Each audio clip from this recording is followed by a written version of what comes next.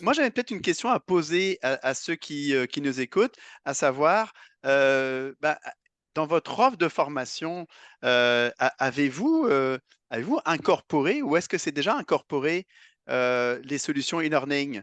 Alors oui, ou alors c'est peut-être plus à la demande, c'est que si quelqu'un dit, ah bah j'aimerais ça suivre telle formation, je sais pas moi, technique ou autre, bah, il y a toujours des solutions e-learning qui existent, euh, ou alors pas du tout. Donc, on va voir un petit peu là les réponses de ce point de vue-ci. Toi, de ton côté, de ce que tu vois, Daniel, est-ce que tu vois c'est devenu la généralité ou encore tu vois qu'il y a encore des organisations pour qui le e-learning, c'est quand même quelque chose de relativement nouveau? Ouais, ben, il y a eu une grande croissance, je te dirais, dans les 5, 6 dernières années, mais une recrudescence, une redécouverte pendant la pandémie. Alors, je trouvais ça assez particulier que plein de gens découvraient ça et ça c'est devenu, ça s'est répandu beaucoup plus rapidement, je te dirais, à partir de ce moment-là. Les technologies évoluant les dernières années, ça s'est démocratisé, je dirais, les 10 dernières années, Ouais, probablement. ok. Puis c'est drôle parce que nous, ça fait déjà plus de 6 ans, 6 à 8 ans qu'on travaille ensemble sur différents Ouais. projets e-learning. Peut-être, ça serait peut-être important de préciser de quoi on parle, même des solutions e-learning, parce qu'on pourrait confondre avec de la formation qui est diffusée en ligne, en synchrone. Là, on parle davantage de solutions asynchrones, hein. C'est bien ça, Daniel? Ouais, ce que je dirais en auto-apprentissage, tout à fait, En Laurent. auto-apprentissage. Ouais, parfait. Ouais. Excellent. Euh, il y avait, je vais briser la glace tout de suite pour ceux qui voulaient qu'on parle directement de plateforme. Il y a beaucoup de questions à savoir, c'est quoi les meilleures plateformes les meilleures solutions de meilleurs systèmes de gestion d'apprentissage, LMS, etc. Euh, je te pose la question, on en a déjà un petit peu jasé, mais est-ce qu'il y a une solution miracle qui existe sur le marché? En fait, poser la question, c'est y répondre, pas vraiment. Il n'y a pas de solution miracle. Je pense qu'il y a des environnements plus propices à certaines solutions. Puis comme on se jasait, c'est beaucoup dans l'analyse des besoins, là. J'ai vu des analyses ou en fait des choix où est-ce qu'on avait 150 critères pour trouver la meilleure solution, mais on touchait quand même une quarantaine de mille employés avec les solutions. Donc, ça dépend beaucoup. Fait que la réponse, ça dépend vraiment de son environnement, mais je dirais que c'est de faire une bonne analyse de ses besoins là, pour faire le choix. Il y en a plusieurs. C'est comme quelqu'un qui nous demanderait quel forfait téléphonique je vais utiliser. Je ne veux pas tous les nommer, là, mais comme vous diriez, ben, ça dépend de tes besoins, là, de ce que tu as besoin. Ouais, non, tout à fait. Alors, pour répondre, donc, les réponses à la question, bah, quand même, la majorité d'entre vous, là, 2 tiers d'entre vous, vous avez incorporé des solutions e-learning dans votre offre de formation. Et puis, ensuite, c'est partagé entre ceux qui disent, bah, c'est uniquement à la demande et ceux qui disent, bah, non, pas du tout. Là, il y a quand même une personne sur cinq. Non, vous avez pas de solution e-learning. Donc, je trouve ça intéressant là-dessus. On le voyait d'ailleurs dans les questions. Il y avait des questions plus techniques. Là, on se disait, bon, bah, ça, c'est des personnes qui connaissent déjà le e-learning. Puis il y a des questions un peu plus où on voyait voilà, qu'il y avait un appétit, en fait, hein, pour découvrir ces solutions-là. Euh, Moi, j'ai une question que j'ai vue d'un participant qui a dit, est-ce que, est-ce qu'il y a des solutions, est-ce que la solution e-learning peut être aussi efficace qu'une formation en salle? Et voilà, on met le Ouais, pavé dans la mare, et puis voilà. super bonne question. Ben, écoutez, dans les solutions e-learning, quand on utilise ces solutions-là pour couvrir des notions qui sont plus théoriques et qu'on entoure ça puis moi j'appelle ça des solutions hybrides ou des solutions mixtes, ça peut être tout à fait aussi valable. Euh, Ça n'a pas toujours été le cas, mais maintenant, c'est tout aussi valable parce que les outils ont évolué, niveau d'interactivité, la manière d'aborder justement les sujets, c'est tout aussi valable qu'une formation en présentiel. Puis encore là, on en reparlera, mais ça dépend beaucoup des objectifs d'apprentissage et pourquoi on utilise le e-learning versus en classe, là. Il y a des avantages à un et à l'autre, là, Ouais, définitivement. Mais c'est aussi valable. Moi, ce que j'aime en toi, Daniel, ça fait quand même de nombreuses années que je te connais, qu'on échange des projets, etc. Et c'est ce que j'apprécie, c'est ton ouverture d'esprit. Parce que des fois, moi, ce que j'ai pu voir, il y a quand même des fois des fervents, là, tu sais, des personnes là, qui ne jurent que par le e-learning, etc., etc. Puis, ce que je trouve intéressant dans ta réponse, c'est de dire oui, mais entourons ça de d'autres activités. Tu sais, c'est cette approche là, de l'apprentissage hybride, etc. là, je trouve que il est vraiment, c'est vraiment intéressant là-dessus. Euh, il y avait une question de savoir, à travers tous les formats qui existent, tu sais, là, ok, on a redéfini le e-learning, on parle de l'auto-apprentissage, ok, d'accord, mais maintenant, l'auto-apprentissage, là, il y en a des solutions. Tu sais, je veux dire, Oh, tu sais, nous-mêmes encore, on a eu une demande tout à l'heure, dire, ah, est-ce qu'on peut enregistrer la formation qui va se faire en ligne? Puis là, on la mettra à disposition. Pour moi, c'est plus de la vidéo enregistrée, là, tu sais, que de. Mais tu sais, il y a ça, il y a de la capsule e-learning, il y a du micro-learning, il y a, je sais pas, bref, il y a toute une. Est-ce qu'il y a des choses qui sont mieux que d'autres? Est-ce qu'il y a des solutions dépendamment du secteur d'activité, dépendamment de, où on dirait, OK, c'est peut-être mieux d'aller dans tel type de format? ouais, ouais. Puis, il y a une phrase qui me vient en tête, puis c'est un livre qui existe, là, si jamais il y en a qui sont intéressés, qui s'appelle Selling ain't Training. Ouais. Dire n'est pas former. Tu me l'avais, tu me l'avais, tu me l'avais référé il y a une couple Oui, d'années, c'est là. ça. Ouais, ouais. Tu sais, enregistrer une vidéo, je suis passif devant la vidéo, ainsi de suite. Par contre, une vidéo, si je filme un outil mécanique produit quelque chose ou une situation, on l'a fait ensemble d'ailleurs sur un projet où on est allé Oui. filmer des situations, hein, des scénarios. Je pense que c'était ça, tantôt on cherchait, c'était quoi la première intervention qu'on a fait ensemble? Alors là, ça va aller. Le micro-apprentissage aujourd'hui devient vraiment quelque chose de très populaire parce que tu sais, les gens n'ont pas beaucoup de temps à consacrer. Puis on est dans une culture que moi, j'adore, de formation continue. Donc, des petites formations, j'ai toujours eu comme, c'est ma marque de commerce, là, les gens le savent qui ont travaillé avec moi, c'est du juste à temps, juste assez, juste pour moi. Alors, c'est vraiment au moment où j'en ai besoin, j'ai besoin d'un bout de formation, je vais le chercher. Et ça ne veut pas dire que des formations qui sont plus longues, des capsules de 20 minutes ou quoi que ce soit, c'est pas valable. Mais ça, c'est vraiment avec le sujet aussi qu'on va choisir le format, comme tu dis, selon le sujet. Des trucs plus théoriques ou si c'est des trucs où est-ce qu'on doit euh, plus mettre en application certaines notions. Juste un exemple, à un moment donné, j'avais bâti une formation pour des gens qui prenaient des appels, un service d'appel. Et c'est ça, on était en balado-diffusion parce qu'on voulait qu'ils écoutent des conversations, puis là, ils avaient un outil pour aller mettre leurs réponses, ainsi de suite. Fait que ça dépend du sujet. Ouais, puis c'est drôle parce que moi, je me souviens d'une demande où, c'est assez le cas typique, personne de la direction qui dit, ah, moi, j'ai suivi tel type de formation, puis je pense que ça serait bien qu'on l'offre à l'interne, mais pour un tout autre sujet. Et un autre public, etc., etc. Et des fois, parce qu'on a envie de dire oui au client, là, tu sais, on dit OK, oui, oui, on va le faire. Là, tu sais, on prend ça, puis on va le. Mais je pense que des fois, c'est peut-être pas la meilleure des choses à faire. Tu sais, des fois, moi, je suis toujours très frileux des tendances, hein, des modes, Ouais, etc., tout à etc. Là, tu sais, fait. je sais que des fois, là, il y a des buzzwords. Le micro-learning, c'est un buzzword. Mais moi, je dis toujours, c'est Ouais, c'est ça, ça dépend des objectifs pédagogiques qu'on veut poursuivre, dans quel délai, quels sont les participants aussi, là, les apprenants là-dessus, c'est quoi leur style d'apprentissage.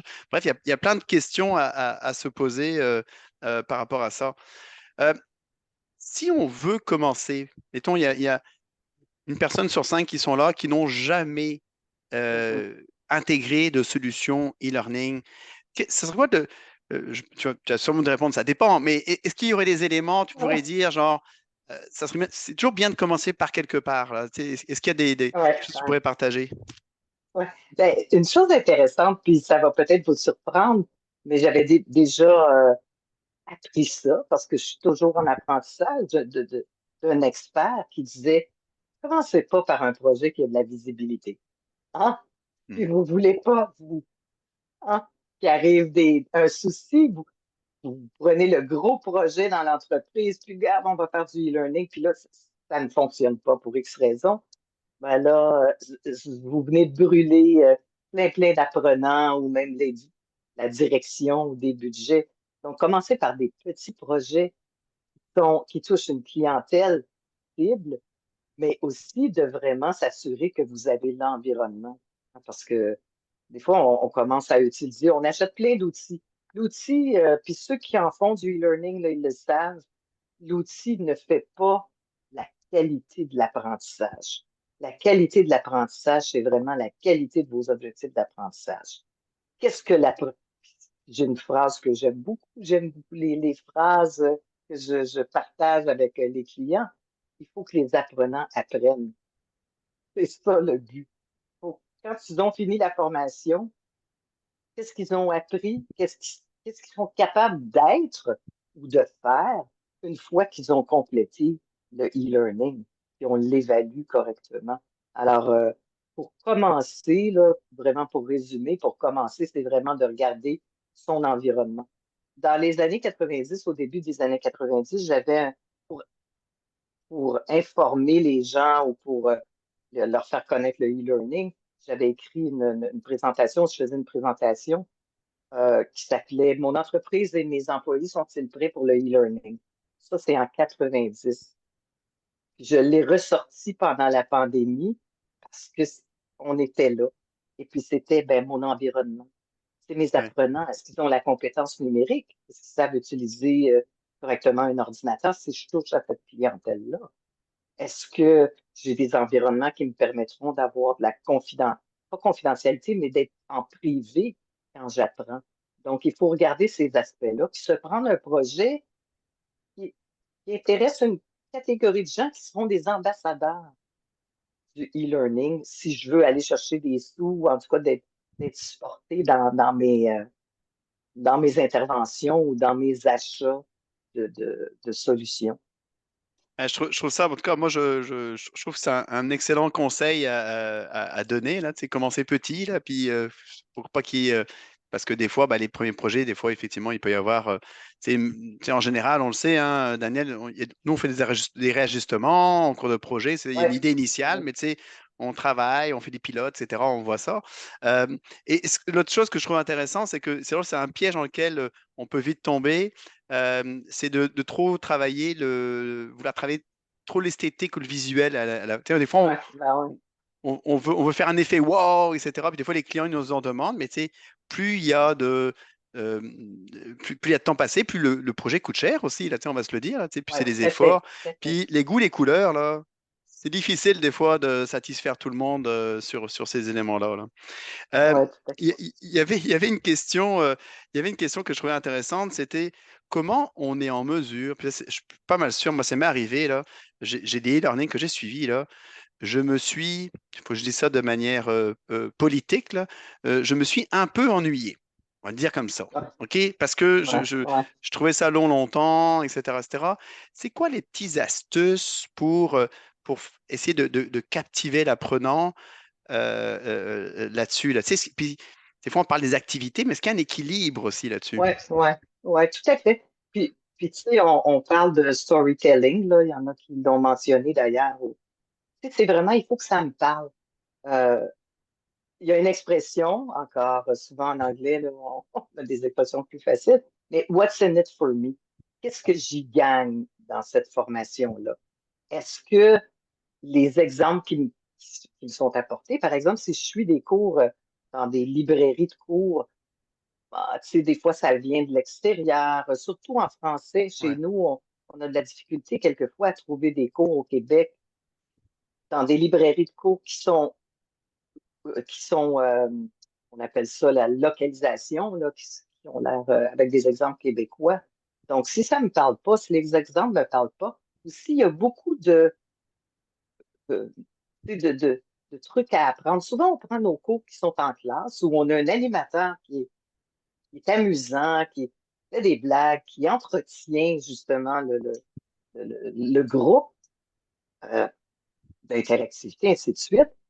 Puis on traduit ça, on envoie ça dans un cours en ligne, où est-ce que là, c'est du bon à savoir. Ben, tu sais, du bon à savoir, là, tu viens de le dire, tu sais, tu es devant ton cours, puis tu te dis, OK, l'historique de comment cette machine-là a commencé en telle année. Non, moi, j'ai pas besoin de ça pour faire mon travail en tant que tel. Alors, faut pas oublier que le e-learning, moi, j'ai fait pendant une douzaine d'années des compétences là, au niveau des directeurs municipaux de la province de Québec, où est-ce que je prenais une brique de 300 pages, et je ramenais ça à un cours de 2 heures. Donc, on allait à l'essentiel. Là. On n'a pas grand place en e-learning. Là.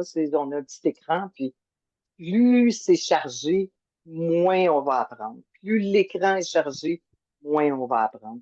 Il y a plein de techniques. Là, puis, quand vous commencez, là, travaillez avec des experts aussi. Là. Ça vaut la peine d'investir puis qu'on on vous transfère des connaissances justement pour que vous puissiez avancer puis pas faire le moins d'erreurs possible.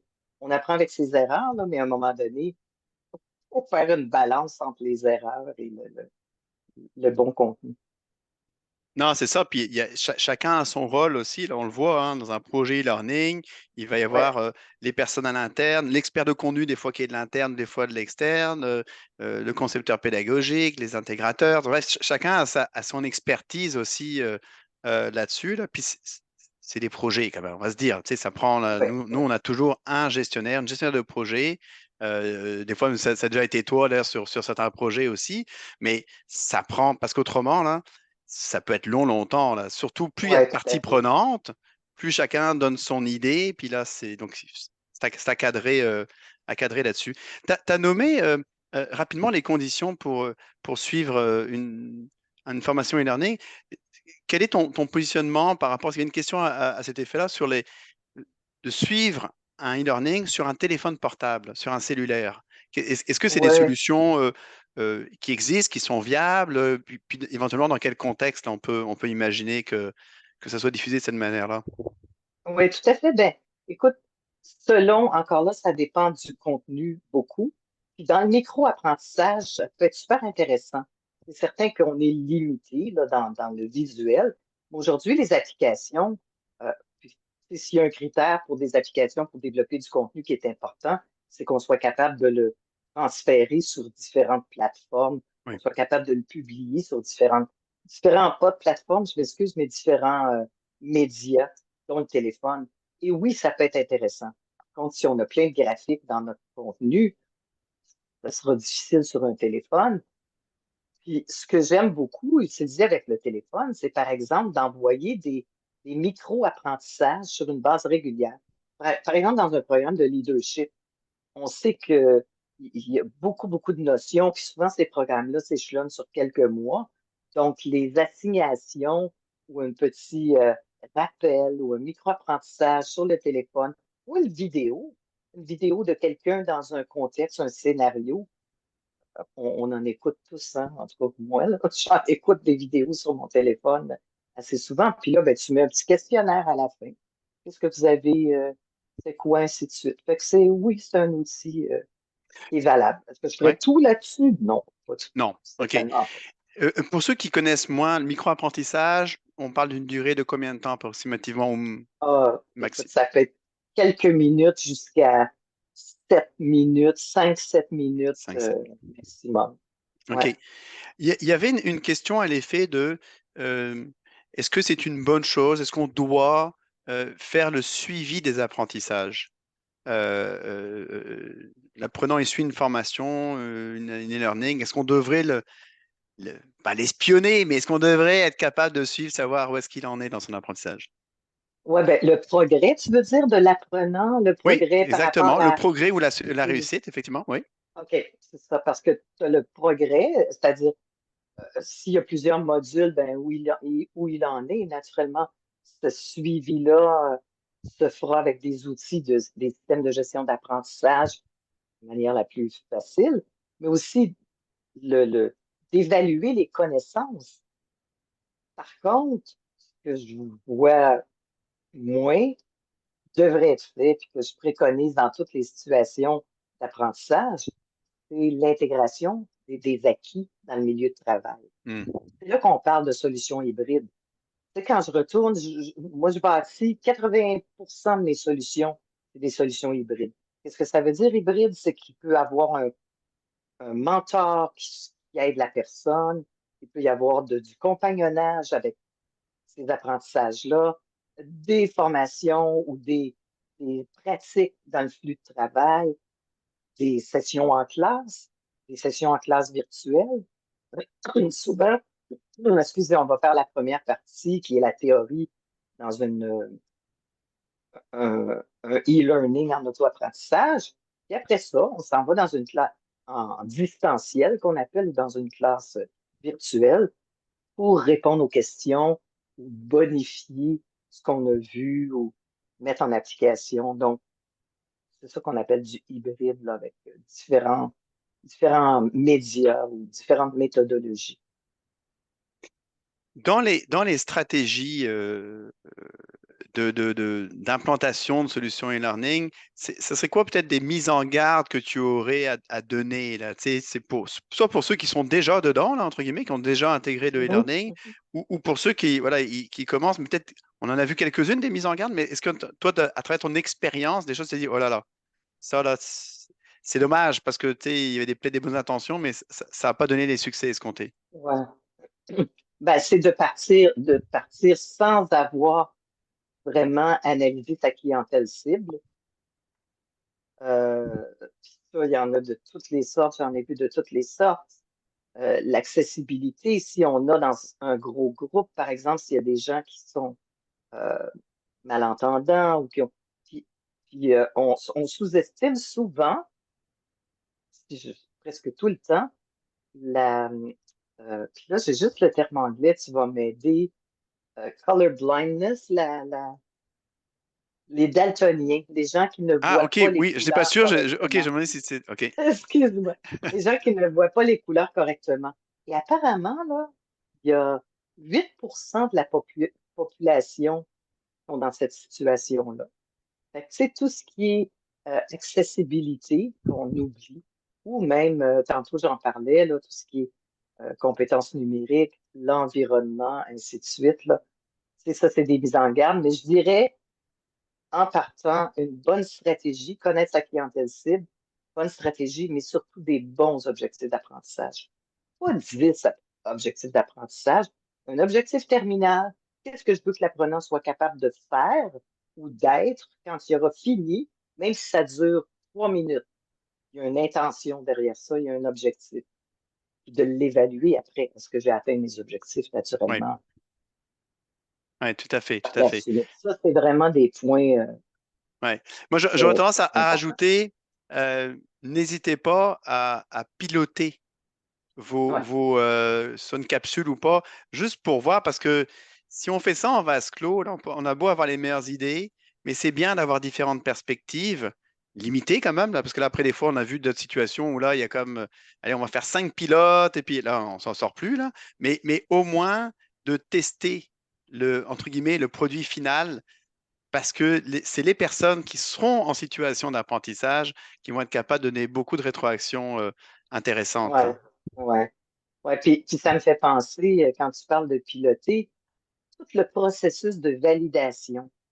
Tu sais, on n'est pas dans un cahier d'apprentissage ou tu sais, un manuel d'instruction ou en Word ou autre format où on peut changer un mot puis on réimprime la page. Quand on a fait de la narration, quand on a enregistré de la narration, puis on n'avait pas fait un bon scénarimage au départ, le scénarimage, là, c'est le, le document qui va servir à programmer, si on veut, l'apprentissage, ben, on peut se retrouver avec des longs délais ou en tout cas, délai et temps qui égale argent. Donc, dès qu'on arrive dans de la narration, là, on peut pas. Aujourd'hui, il y a des outils pour encore là, on a tous les termes anglais, là, mais qui vont automatiquement créer ta narration à partir d'un texte. Ben, il faut que ton texte il soit parfait, il soit bon. Donc, il faut que tu l'écrives avant. C'est ça le scénario.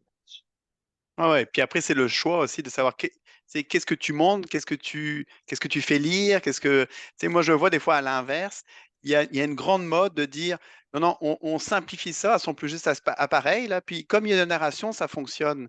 Mais là, des fois, il y a des limites aussi, là, parce que je vois des fois, les gens sont comme, ah, il faut que ce soit beau, et puis là, ben, tu sais, comme ça, là, c'est pas trop chargé, mais ce qu'on veut à la fin, puis j'aime, moi, c'est ce que je retiens de notre échange, c'est on veut que les gens apprennent. C'est ça qu'on veut Ouais, avant ouais, toute chose. ouais, Donc, même ouais, si ça apprend de mettre un peu plus de texte, ben, mettons-le parce que si ça aide à l'apprentissage, ça va être ouais. que Et positif, là. puis, c'est l'interactivité, là, tantôt, là, je ne l'ai pas tant mentionné quand tu as posé la question, mais l'interactivité, oui, on en veut, mais de l'interactivité, c'est pas cliquer sur des objets.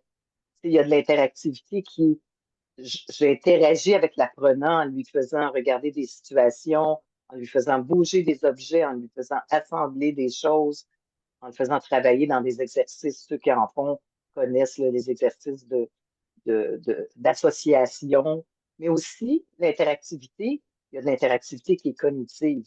C'est-à-dire que je te pose une question, je te fais réfléchir, tu repenses à ça, tu n'es pas obligé de cliquer partout. Euh, L'interactivité, c'est pas cliquer partout, puis donc, Non, non, je voulais juste ajouter ça. non, non, exactement, exactement.